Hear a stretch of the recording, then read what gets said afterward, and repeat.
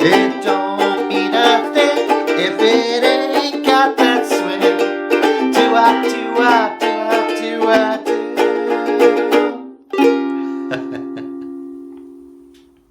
Hi everyone, welcome back to Jazz and Blues Ukulele with me, Matt Stead. In today's video we're going to take a look at one of my favourite jazz pieces of all time. It's almost impossible to overestimate the influence that Duke Ellington had on jazz music. Eventually he went on to write over 1,000 compositions, some of the most famous jazz tunes of all time.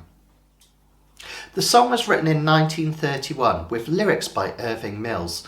Duke Ellington wasn't sure at first about including lyrics on his compositions, but the inclusion as such took him from being just a band leader to being considered one of the great composers in the States.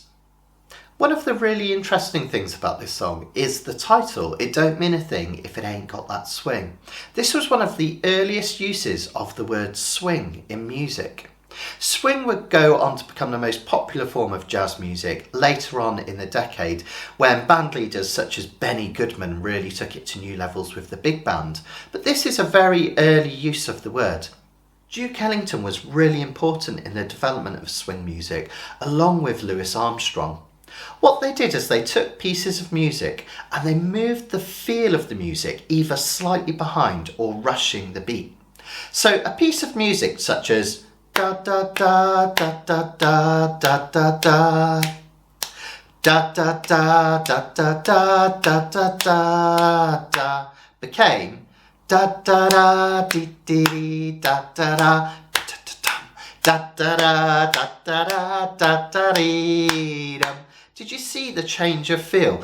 I was just singing those notes slightly behind the beat and it changed the feel of the piece immediately. As ukulele players, we often swing pieces of music without ever even realising. I bet most of you swing most things you've played without ever consciously thinking about doing it. For instance, if I was to do a simple up and down strum without swing in straight time, it would sound like this. 1 and 2 and 3 and 4 and. But how often do we play like that? Not often, right? We tend to play like this. This is swing, unswung, swing. So even when we're playing without realising, most of us swing all the time. That's how influential this form of music became. And to accommodate that swing feel, rather than having cut time that's very rigid, 1 and 2 and 1 and 2, we saw the development of common time at this period as well. So that really allowed songs to swing greatly. So let's take a look at the song itself and then we'll work out how to get that lovely swing feel into the piece of music. You might be forgiven for thinking that this song is in the key of G or G minor, because those first few chords are all based on a G minor chord. But if we keep going through the first few measures, you'll see that eventually, when we get all the way to measure 7, we finally have the resolution to a B flat 7. And that tells us that this piece is actually in a key of B flat major. The first few chords illustrate something really interesting called line cliche. Did you hear that when I played those series of chords, you almost hear this little melody line? A line cliche is basically when we play a series of chords where the underlying chord is the same. So these are all types of G minor chord, but by altering our fingers, we hear a melody line coming through at the same time. In this case, G, F sharp, F and E in terms of the notes. Have a listen. Isn't that lovely, a form of line cliche? And it's actually relatively easy to do. All we need to do is alter our G minor chords to make sure they include those melody notes each time. So we start relatively simply with a normal G minor chord. That's just like an F7 chord that's been moved down a string. That's the easiest way to think of it. So it's 0, 2, 3, 1 from nose to toes, like so.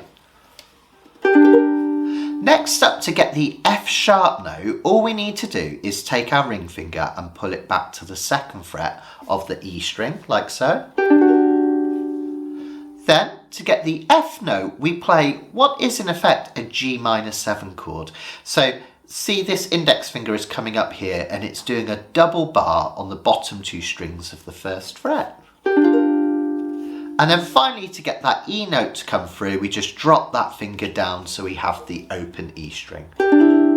So when I put that together, we have G minor, 3rd finger moved over, G minor 7 shape, and drop that index finger. Isn't that lovely? Line cliche, a series of chords which are technically the same thing, but with an underlying melody that changes beneath it.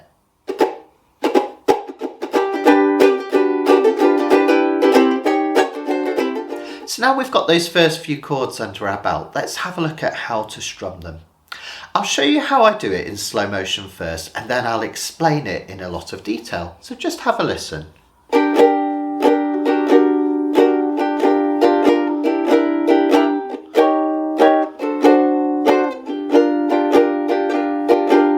And even slower.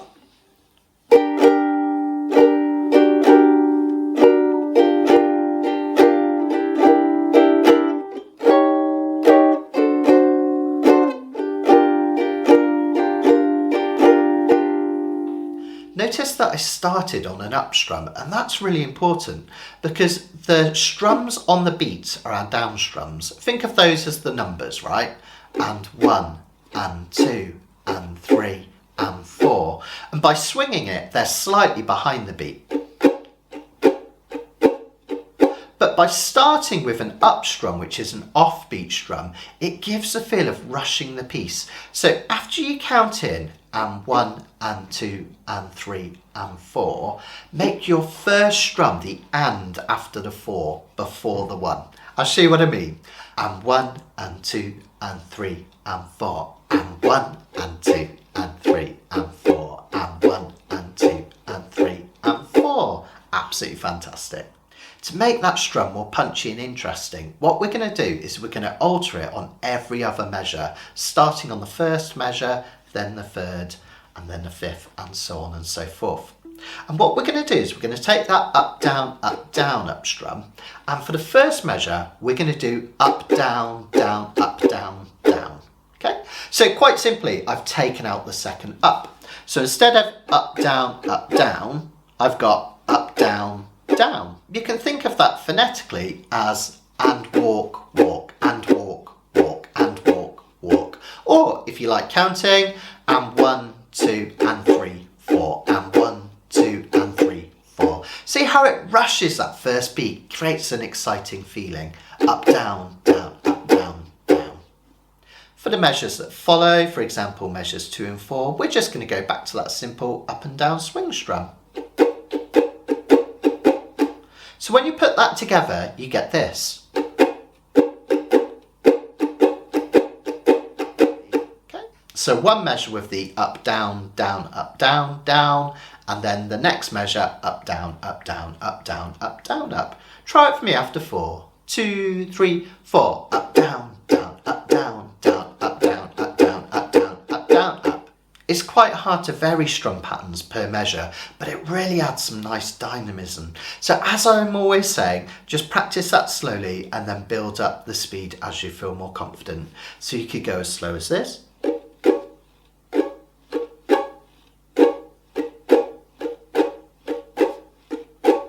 Next time. Next time. And eventually you want to get it super fast about here. And if I put that together with those lovely line cliche G minor chords, we get this.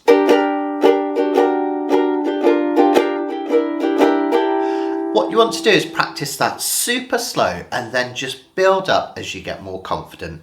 So in slow motion it will sound like this. Up, down, down, up, down, down, up, down, up, down, up, down, up, down, up. Okay. You can think of it like this. Up, down, down, up, down, down, and running, running, running, running. as you get more confident, just up the tempo. And a bit faster.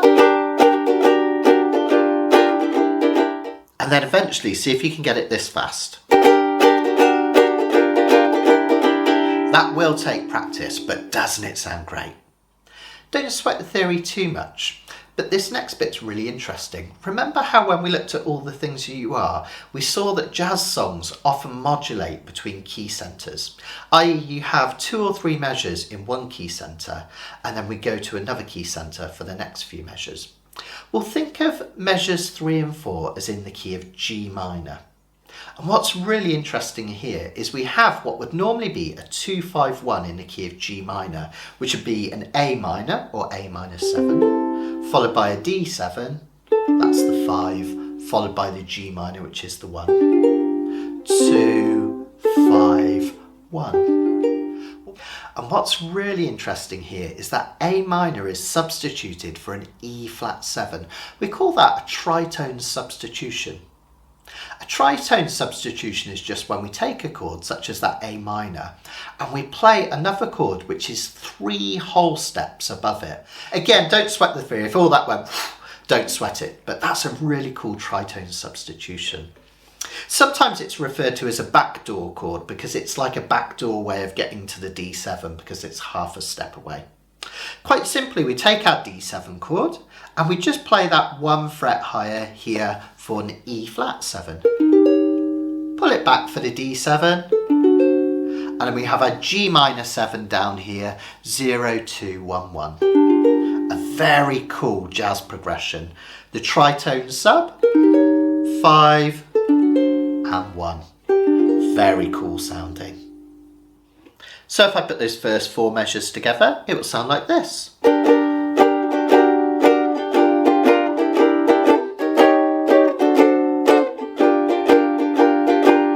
Notice I'm still doing that lovely strum pattern. Up, down, down, up, down, down. I'm running, running, running, run. Up, down, down, up, down, down. Running, running, running, running. And just like the first 2 measures, practice that really slowly. And then when you're more confident, up the tempo. Just a little bit each time, and you'll soon pick it up. Measures 5, 6 and 7, we're back to something really straightforward, that classic 2-5-1. B flat being the 1, so that makes C the 2, F the 5 and B flat the 1. 2, 5, 1, C7, F7, B flat. So we've got a C7, F7 and B flat 7. Fantastic. Now B flat 7's a little bit awkward because we do need a bar chord. Try and use the lower part of your finger, which is the strongest, and get it right up against this metal fret. Try not to let it creep back here, which is where tension is highest and you're more likely to get buzzing like this and kind of chucking noises. And move it as far to the right, touching that metal fret. With this finger, try and make sure it's just the fingertip touching that D note, the 2nd fret of the C string. Again, notice I'm to the right hand side of the fret. Even on this small soprano uke, I'm not coming in the middle here, I'm towards the right hand side of the fret. Nice circle with your thumb on the back and try and get that as clean as you possibly can. Because this is quite a fast swing song, it's not going to matter if it's a little bit muffled, so don't sweat it too much if it's not too clear, it will still sound cool. Next up, we finished the A section the first time by playing a lovely D7 chord. I like the sound of the barred D7 chord like so, but if you really struggle with that, you can play the Hawaiian D7 2-0-2-0, it's absolutely fine. It's acting as a secondary dominant chord. It wants to resolve to the G minor that starts the song. Anytime you play a dominant 7th chord, it really wants to resolve to the chord that it's 5 above. And if I count up from G, G, A, B, C, D, the D7 is 5 above the G minor which starts the song. So that D7 acts as a turnaround it makes you want to go back to the start of the song, which is very good because that's exactly what we do. So at this point, you would go back and repeat the whole of the A section again. The second time when we get to the repeats, we totally skip over that measure with the number 1 repeating, and we play the one with the number 2 repeat, which basically involves just staying on a B flat 7. So first repeat, we play that D7 and that takes us back to the start. Second repeat, we play B flat 7 and stay on it until we get to the next section, the B section. So let's try the whole of that A section twice with the first repeat and then the second repeat. I'm going to go really, really nice and slow. Join in with me after 4. 1, 2, 3, 4. It don't mean a thing if it ain't got that swing. Do I, do I, do I, do I, do. D7 takes us back to the start. It don't mean a thing if it ain't got that swing. Do I, do I, do I, do I, do. Now stay on the B flat 7. Absolutely brilliant. Well done, guys.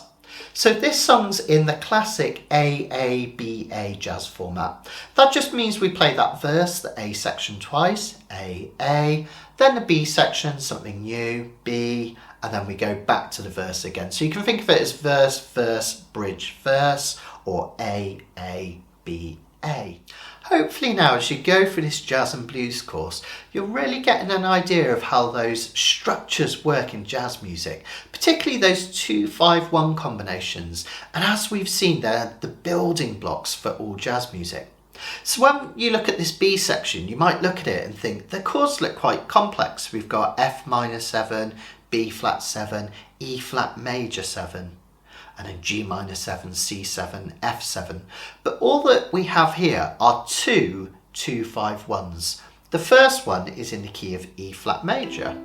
2, F minor 7, 5, B flat 7, 1, E flat major 7. That's a 2-5-1 in E flat. And then we have another 2-5-1 a whole step higher, really common thing to do.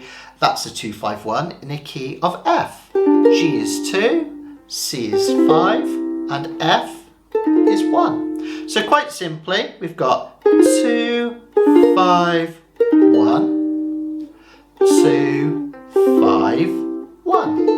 And then that D7 at the end, again, is just that secondary dominant chord. It's just a dominant 7th chord, just a D7, that takes us back to the G at the start. That's why that's there. In terms of the chords themselves, this F minor 7 trips a few people up. Just think of it as like a diminished 7th chord that's been split apart and stretched apart. You can bar that first fret if you like, and then use 2 fingers over here on the 3rd fret. But the way I find it easiest is to use my first 2 fingers on the G string and E string on the 1st fret. Try and get them as close to that metal fret as possible. So when we reach up and over with our 3rd and 4th fingers, it's not quite so far to reach. And those go on the C strings and E strings. Again, it kind of looks like a diminished 7th chord that's been stretched apart like so. That's your F minor 7. B flat 7 we've already had. We bar that 1st fret and our 2nd finger on this D note on the C string. And then E flat major 7, again relatively simple actually, just bar the whole of that 3rd fret and use your 3rd finger down here on the A string on the 5th fret. Notice we've got 2 measures of this one. And then back to chords we've already used, G minor 7 down here with that mini bar with the 1st finger, C7. I'm just going to do a 3-finger F7 like before up here. And then add D7, and that's it.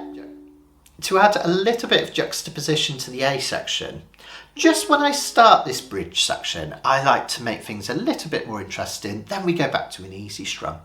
All that I do is when I hit this F minor 7, I just pulse it slightly. So I'm just doing down strums like this. And what I'm doing is I'm squeezing with this hand as I strum down. And then as soon as the strum is finished, I relax the tension in that hand and it mutes the chord. So rather than it sound like this, it sounds like this. Now the easiest thing to do with this, people they tie themselves up in knots trying to do this. Try not to overthink it. Don't think about it as a chuck or a mute, as in you're thinking about what you're doing when you're not strumming. Just think about the positive thing you're doing when you are strumming. Squeeze, squeeze, squeeze, squeeze. And in between those squeezes, just let the tension go. Squeeze, squeeze, squeeze, squeeze. Okay? 1, 2, 3, 4. And it just creates a slightly different feel from the section before. So if I was doing that B flat 7, notice that then